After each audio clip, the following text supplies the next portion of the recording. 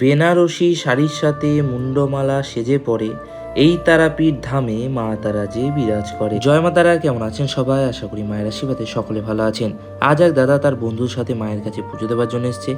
এই হচ্ছে তাদের পুজোর ডালা। তো চলুন আপনাদের মায়ের দর্শন করায়।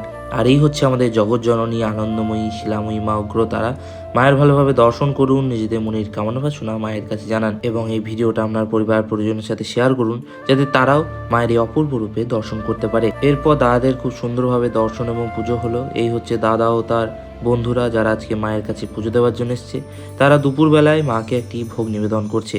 গেলাম ভোগগৃহে এবং ভোগের সমস্ত প্রস্তুতি সম্পন্ন করলাম। আজকে সকাল থেকেই তারাপীঠ সহ এর পার্শ্ববর্তী গ্রামগুলিতে ঝিরঝিরে বৃষ্টি শুরু হয়েছে। তবুও মন্দিরে যথেষ্ট পরিমাণে মানুষের সমাগম রয়েছে। এখন বাজে দুপুর 12টা। মায়ের মন্দিরের গেট বন্ধ করা হয়েছে।